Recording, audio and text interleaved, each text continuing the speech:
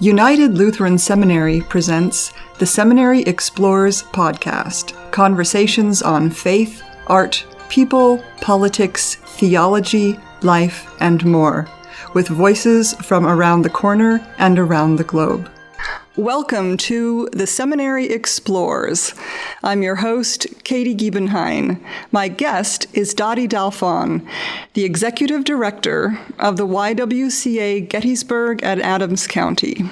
She has previously held roles in communications, development, administration, customer relations, and philanthropy, including serving as Executive Director of Shepherd's Spring Outdoor Ministry and Retreat Center, and Community Relations Manager of Transit IT Services of Frederick County, Maryland. She is a magna cum laude graduate of Goldie Beacom College in Delaware. Dotty, welcome to the Seminary Explores. Thank you, Katie. It's a pleasure to be here. This YWCA is sometimes compared to a YMCA because it provides both mission-driven programming and a full-service athletic facility, including an indoor and outdoor pool, a fitness center, and classes. It is dedicated to eliminating racism, empowering women, and promoting peace, justice, freedom, and dignity for all. It is also the largest child care provider in the county. Dotty, how do you describe the spectrum of offerings? This is such an interesting combination. It is indeed the variety of programming that attracted me to the YWCA. I love that we do all this variety, as you said, from the fitness center, which has been voted by the community as the best fitness center for 13 years in a row, to operating an indoor pool and an outdoor pool, to being the largest child care provider in the county, and how these programs are carried out in alignment with our mission. That's what I find very exciting. I was especially grateful to be able to operate these child care services for the families of essential workers under a state-granted waiver while we were in the red phase of the governor's reopening plan. Yes. Mm-hmm. We reopened to support the families in the middle of May at a time when they had very limited options for child care. Our child enrichment program team has done outstanding work to keep the children, the families, and themselves healthy and happy during those challenging times. It is a blessing for the community. Absolutely. And how is it going at the outdoor pool? It's summer, so I just have to ask. People are delighted to be back at the outdoor pool. Operations are going very smoothly. The outdoor pool is located, in case anyone doesn't know, at 730 Chambersburg Road. We reopened in early June, still in the yellow phase of the governor's plan, so we opened with some restrictions on our capacity. However, since moving to the green phase, we've been able to relax those numbers, the restrictions on the numbers of folks who can come in. However, our aquatics team is working very hard to make sure that they're sanitizing the high-touch areas frequently to keep the members and guests and themselves safe and happy.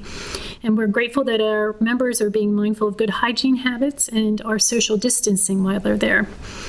One of the special aspects of operating those outdoor pools, because there are two there located at the location on Chambersburg Road, is our ability to serve the community. So non-YWCA members are able to frequent the facility by buying a day pass.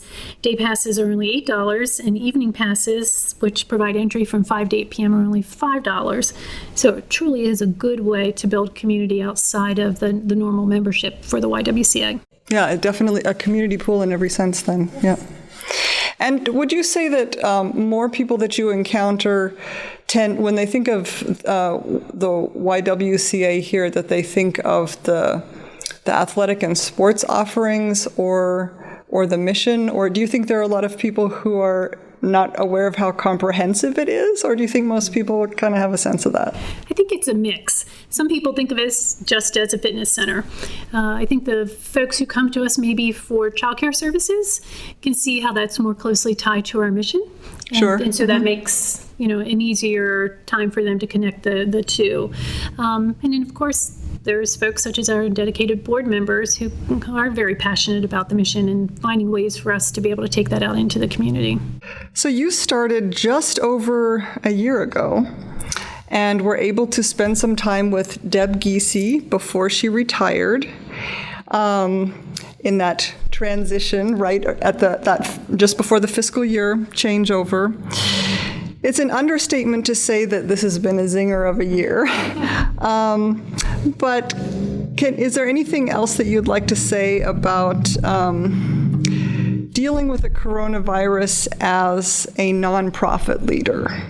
Well, even before the coronavirus, we could say that the last 12 months have been a season of change.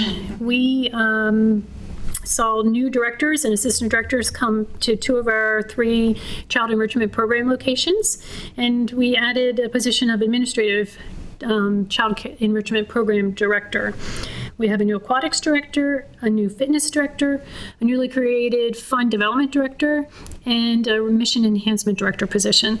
So that was a lot of change in 12 months. But again, I'm delighted to have such a wonderful team. They have great enthusiasm and expertise, and they bring a lot to their roles. So now that transition was just about winding up, the virus hit. And so that came with its own challenges. To say it was stressful time, I think would be an understatement, and probably anyone asked that question would have a similar sentiment. But I'm confident that we at the YWCA managed that turbulent time of the closure, as well as the subsequent phased-in reopenings of programs, to the very best of our ability. It was nearly heartbreaking, however, when on the evening of March 16th, we closed our doors in compliance with the state mandates. We had hoped it'd be a short-term closure of a couple weeks, and it turned into 3 months. It was extremely difficult to have to temporarily furlough all the non-essential staff for such a long period of time, and to walk the dark, empty hallways during the closure while we were preparing and hoping for the eventual reopening. But we were very fortunate to have weathered it as well as we were able to. And there were 2 silver linings that emerged, I think, in all that. One, our management team was amazing. They worked diligently during those 3 months to find new and creative ways to help each other, the whole staff and the community. They offered assistance to the furloughed staff. They stayed connected with the community by sharing health tips and other resources. They sought funds and donations. They handwrote thank you notes to donors. They took online webinars to bolster their knowledge. They revised their SOPs and new policies. They kept the building in good repair, and so much more, so that they could stay connected in that time, but also be ready fully to open the doors when the time came. They did an amazing job.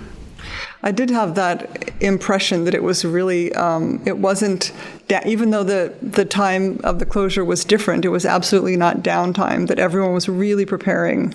Well, thank you for noticing. We definitely were committed to making sure that we were going to see our way through this and be ready to open. There was so much unknown with regard to the timing of reopening, and we wanted to be ready to welcome the community back in at the very earliest opportunity.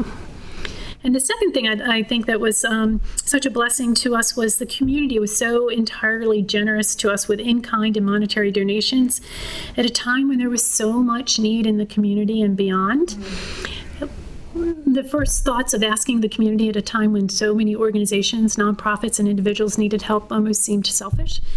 But their response to us was truly amazing. I was amazed and continued to be amazed by the support of others in the community. Black Lives Matter relates to one of the core parts of the YWCA mission. What is an example of something that either the YWCA USA or this local YWCA has done in solidarity with the movement and to try and make progress? As I mentioned earlier, Katie, I greatly value the events and programs we offer and how they work to fulfill our mission. So in this case, most notably, to promote peace in the community. The work of building peace, especially in light of the recent tragic events, takes many forms. Most recently, on June 14th, we took our racial justice educational information and our beautiful Celebrate Diversity yard signs to the square as part of the peaceful protests. And to other locations such as the farmers market to reach a wider audience and help to share the resources that we have. A portion of the proceeds from the sale of those diversity signs will go to the BIPOC project. The acronym stands for Black, Indigenous, and People of Color. That BIPOC project was founded by 2 women of color. This organization provides education and training to address the history and prevalence of racism in the United States. And that's a mission very similar to our own. And we were very happy to support them in that small, but yet hopefully meaningful way. Mm-hmm. And the racial justice educational components that I mentioned are being shared very liberally at this time.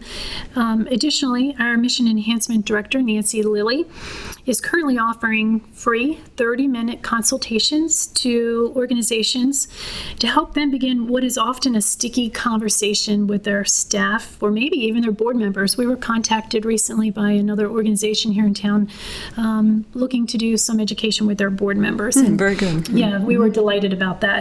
So we've had the opportunity in various ways to share that we're doing this. Again, we say 30 minutes, but if it's an hour someone needs, we're happy to make that possible. So we want to be able to get into the community and give specific ways to make improvement.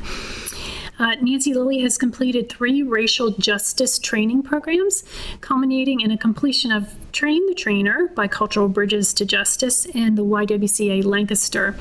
Nancy, on behalf of the YWCA Gettysburg and Adams County, brings a deep commitment to those issues of racial and social justice, again, offering these trainings to local businesses, organizations, and even churches. We've been contacted by a church recently asking for similar trainings, and we're delighted to play this important role.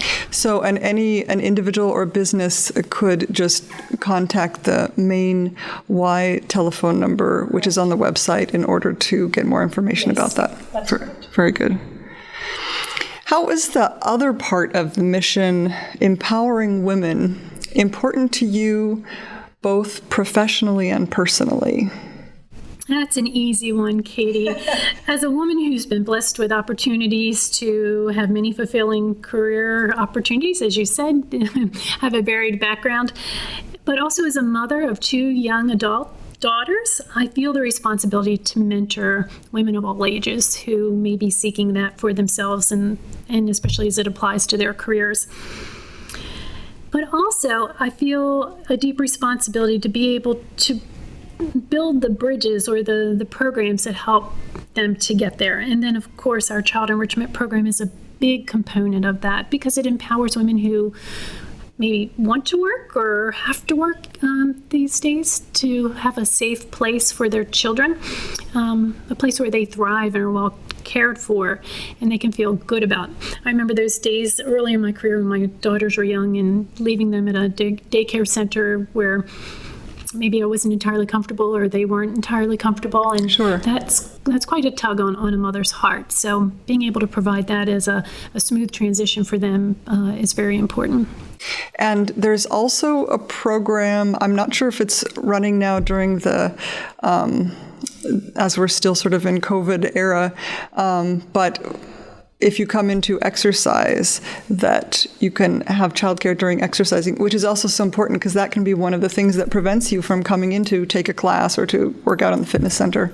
And it is still running, Katie. Thank you for mentioning that. That is our YWCA. Used to be known as TLC. Okay. The offering is still there. We've had to shorten the duration of the reservations in order to provide time for us to clean behind each of the children that come in. But certainly that is a way that we're trying to serve the families who are members here and wish to work out and need childcare for a period of time. Very good. Very practical. Yeah. As a fairly new local resident to Adams County, what is something that's been especially interesting or maybe different than you expected? I mean, Gettysburg and the area, it has its own reputations, one could say. I mean, besides some of the obvious stuff with this year being so unusual, is there anything that you, I don't know, have found notable or sort of like, oh, I didn't really expect that? Sure. When I first assumed my new role last May, I was informed a few times that transplants are never considered locals, regardless of how long they live in Gettysburg. Gettysburg, I'm catching on. And while that may be true, I have to say I was I have been, as well as my husband, very happy to find a very warm welcome here in the community for us personally and for my assuming the role here at the YWCA. It truly has been a very enjoyable experience for us getting relocated into this community. We're happy to be here. Very good. Good to know. Good to know. And what is an example of a hope that you have for this year ahead?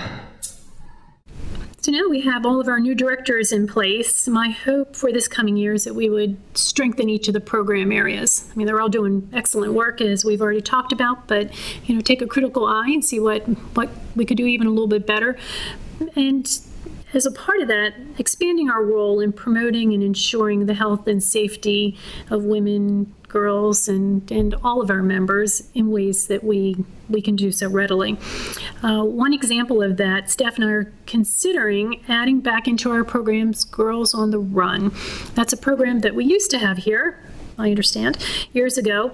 It's a nonprofit program that works to encourage the development of self-respect and healthy lifestyles in preteen girls through dynamic interactive lessons as well as through running games, all of which culminate in a celebratory 5K.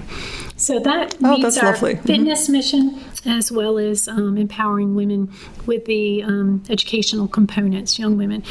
I have a deep belief that working in the community with younger people is where we will build beliefs and supports they'll carry out into their lives and hopefully make a positive impact in how we treat one another peacefully in the future. So while it's great to do all the work that we're doing, of course, now to address racial and social issues, I feel that being proactive in working with the younger children and adults is also going to be an important role. Yes. You've been listening to The Seminary Explores. I'm Katie Giebenheim. My guest has been Dotty Dalphon, Executive Director of the YWCA Gettysburg and Adams County. Learn more at their website, YWCAGettysburg.org. Dotty, thank you so much for your time. Thank you, Katie. And all the best for this year ahead. Thank you. You have been listening to The Seminary Explores, a production of United Lutheran Seminary with campuses in Gettysburg, Pennsylvania, and Philadelphia, Pennsylvania. We invite you to visit our website at unitedlutheranseminary.edu. Opinions expressed on this program are not necessarily those of United Lutheran Seminary or the Evangelical Lutheran Church in America.